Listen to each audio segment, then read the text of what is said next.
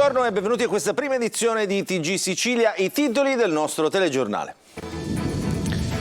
Sant'Agata d'Agosto, Catania riabbraccia la sua santa patrona nella festa d'estate che celebra il ritorno in città delle reliquie della martire. Le celebrazioni religiose e poi la breve processione del busto prima del rientro in cattedrale.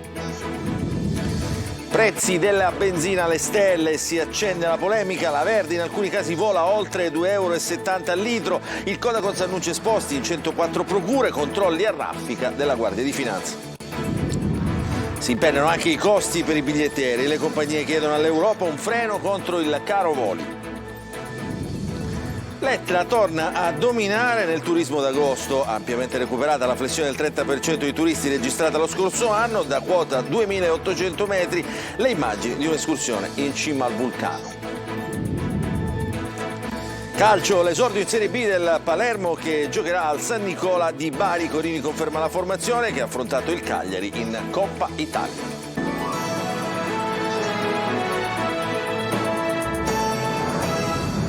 Avete sentito dai titoli, apriamo il nostro telegiornale del mattino con la festa, raccontando la festa di Sant'Agata di Agosto, amore e devozione. La città ha riabbracciato la sua santa patrona nell'estate che appunto celebra il ritorno delle reliquie della martire in città. Ripercorriamo la lunga giornata in questo servizio di Tonino De Mana. Il popolo di Agata, così confidenzialmente viene chiamata la santa patrona dai suoi devoti, si è riunito per celebrare il ritorno a Catania delle reliquie della martire da Costantinopoli. È l'897° anniversario. Sacco bianco, scuffietta in testa e sventolio di fazzoletti con le immancabili invocazioni. Nel momento più emozionante, l'apertura della cameretta ed il ritrovarsi al cospetto del busto reliquiario di Agata.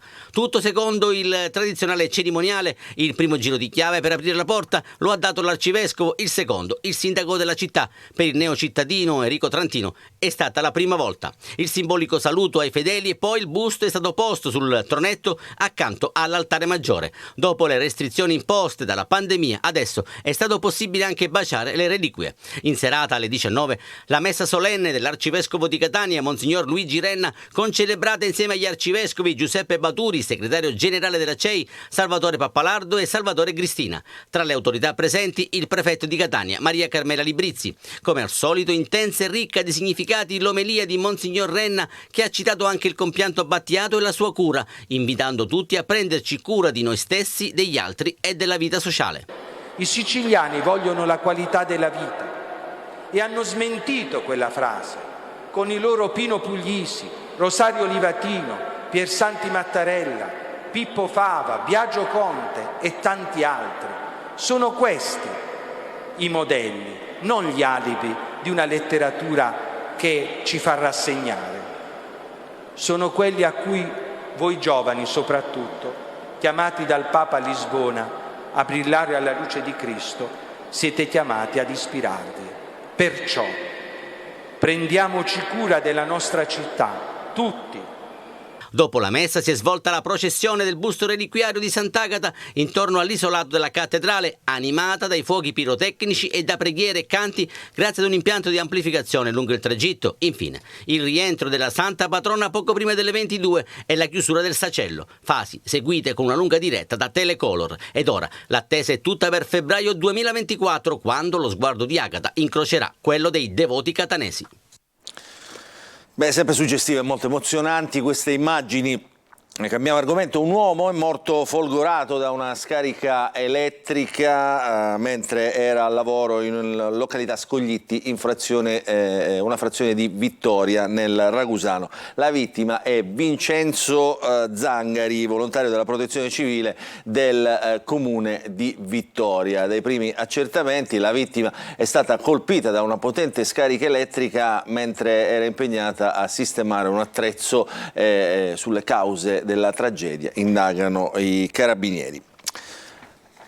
Cambiamo ancora argomento, adesso andiamo sulle strade delle vacanze dei siciliani, salatissime appunto a causa del caro carburante. Divampa la polemica, la benzina viaggia quasi a 2,70 € al litro in alcune località della penisola, il Codacons annuncia esposti mentre si chiede l'intervento della Guardia di Finanza, il servizio. La stangata è servita sulla strada per le vacanze e mentre lo Stato incassa oltre 2 miliardi di euro dal gettito sui carburanti, gli automobilisti incassano un'altra batosta come se non bastassero le tante accise, oboli che si trascinano dal dopoguerra e che tartassano chi si muove su 2 o 4 ruote. Nonostante l'obbligo di esporre ai distributori i cartelli con il prezzo medio dei carburanti, i prezzi alla pompa corrono con Assoutenti che segnala aumenti da 14 giorni consecutivi. Spostarsi costa, così l'umore dei vacanzieri non è dei migliori, specie per chi fa lunghi tragitti. Al nord è uguale, ragazzi, non cambia assolutamente niente, solo che in autostrada costa un po' di più. Da Milano in Sicilia finora quanto vi è costato? Quanto ci è costato? 2 piene e mezzo, 300 €. Il pieno è d'obbligo. Da dove venite? Veniamo da Roma, Destinazione? Scala di Turchi, Agrigento.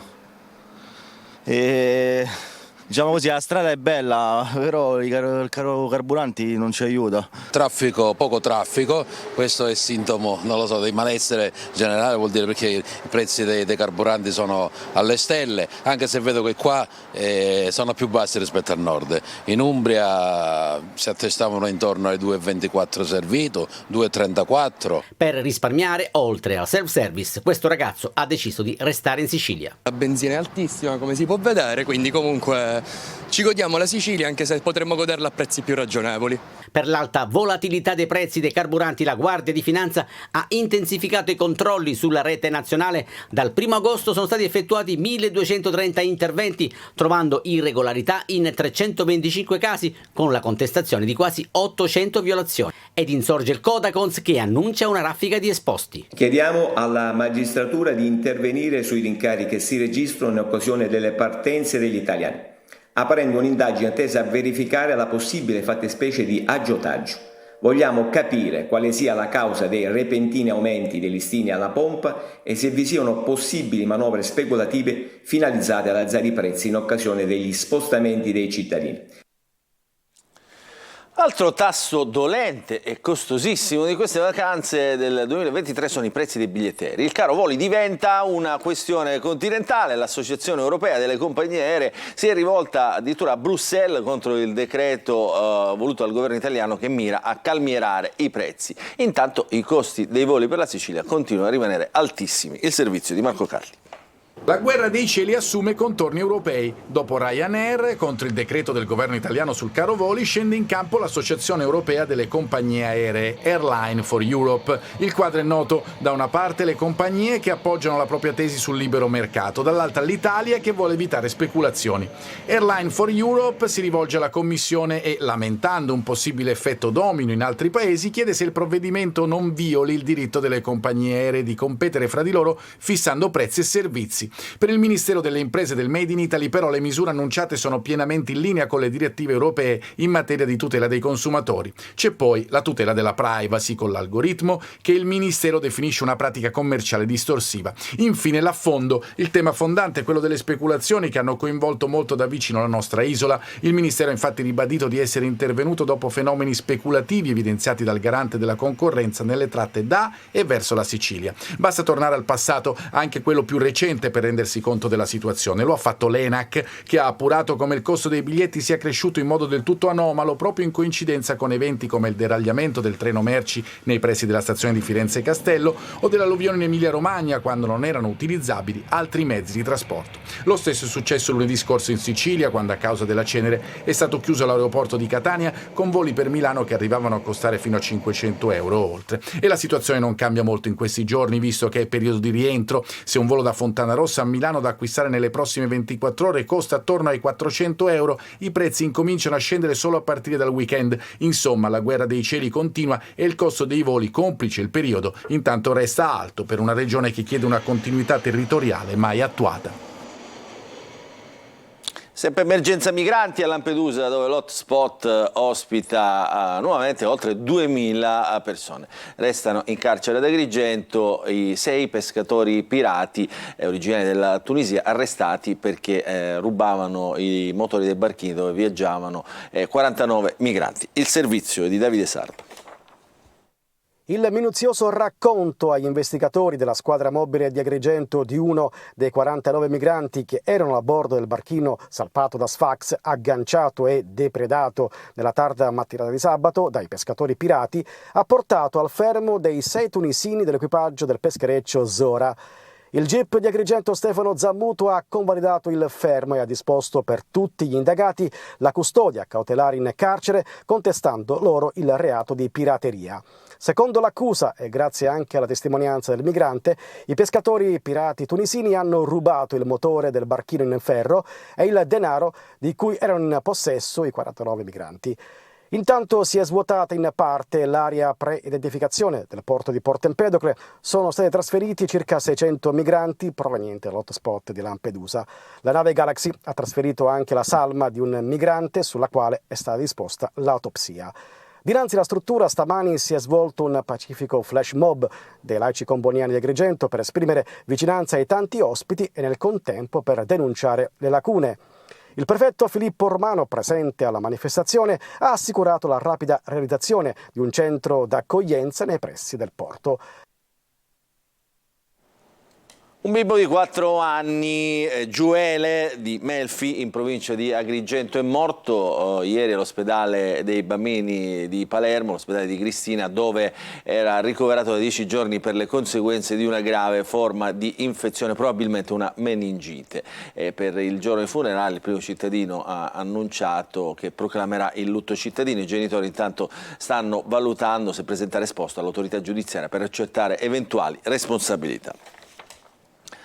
Ci spostiamo sull'Etna, grande attenzione in questo agosto per il vulcano più alto d'Europa. Le guide segnalano un aumento dei turisti sul versante nord del vulcano dopo la flessione del 30% dello scorso anno. Da quota 2.800 metri sul livello del mare vi mostriamo queste immagini con i protagonisti di una escursione in cima al vulcano. Giusy Lazzaro. Siamo a quota 2.800 metri. Sul livello del mare a Etna Nord. In questo momento stiamo conducendo i nostri turisti qui nell'area per ammirare l'area sommitale del vulcano in sicurezza e come dicevamo questa mattina anche abbiamo ricevuto un afflusso un po' più importante di turisti rispetto alla scorsa settimana, quindi l'incremento è avvenuto in questo periodo. Dopo lo stop di un giorno per l'eruzione di Ferragosto si torna dunque a salire sul vulcano e si riparte dopo la flessione del 30% di presenze turistiche dell'anno scorso. Nel mese di giugno e luglio abbiamo avuto un forte calo dovuto soprattutto all'inflazione, al caro prezzi e poi anche al fatto che di recente si sono aggiunti problemi all'aeroporto con numerose disdette. Si partiva l'anno scorso con un numero di 30-40 persone, quest'anno per i 2 mesi interi non abbiamo superato le 10-12 unità al giorno, quindi sto parlando per l'escursione in area sommitale. L'Etna comunque resta la meta preferita soprattutto di francesi, olandesi e belgi, fra i più appassionati del vulcano. Rientrato all'allarme dopo l'eruzione e l'emissione di cenere, nella sala operativa dell'Istituto di Geofisica e Vulcanologia di Catania l'osservazione è costante. L'attività di degassamento dai crateri della Bocca Nuova e da sud-est segnano un rientro della fase eruttiva. Non si può escludere, dicono però dall'INGV, un'evoluzione dei fenomeni in corso verso un'attività effusiva sommitale. Tutto sull'Etna si sa, è in continuo divenire da sempre. Adesso vi raccontiamo una storia che arriva dalla città, da Catania, non ancora inaugurato. Lo spazio sport in Piazza Europa è diventata terra di nessuno. Attrezzi divelti, utilizzati senza collaudo. La segnalazione appunto ci è arrivata da un nostro telespettatore alla nostra rubrica Ditelo al vostro TG, il servizio. Piazza Europa, lungomare di Catania, lo spazio sport non è stato ancora inaugurato. I rifiuti comunque sono sotto i muretti, gli attrezzi ginnici, divelti e riposizionati. La segnalazione di una telespettatrice alla nostra chat WhatsApp al 342 74 55005 per la rubrica Ditelo al vostro TG. Camminando a piedi, dice la telespettatrice, vedo il degrado e l'incuria di strade e piazze. Lo spazio sport, aggiunge, è stato realizzato con i fondi PON e costato 600.000 euro. Lo vediamo, scartati gli imballaggi dagli attrezzi per l'attività fisica, sono stati già utilizzati dai cittadini incivili senza autorizzazioni e senza alcun collaudo. Una delle attrezzature, lo vediamo, racconta la telespettatrice, era stata staccata e abbandonata dentro l'area. Poi gli operai della ditta del cantiere hanno rimesso a posto e questa volta assicurato meglio l'attrezzo al terreno. Segni di inciviltà urbana, l'amaro commento della telespettatrice, lontano da quei paesi che queste aree le vivono e le rispettano. E continuate dunque a segnalarci con immagini e filmati le situazioni che secondo voi non vanno nelle vostre città, nei vostri comuni. Potete farlo scrivendoci alla nostra chat di WhatsApp al numero 342 745 5005, la rubrica Ditelo al vostro TG. Noi certamente ce ne occuperemo. Adesso ci fermiamo per una piccola pausa, poi ritorneremo per parlare di sport, di calcio, in particolar modo dell'attesa per l'inizio del campionato del Palermo.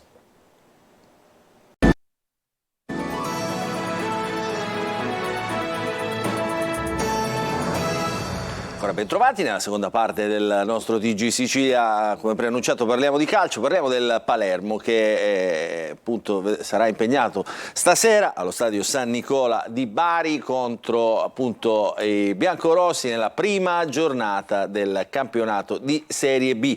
Corini confermerà lo stesso 11 che ha giocato a Cagliari in Coppa Italia. Tutte le anticipazioni in questo servizio di Marco Gullà.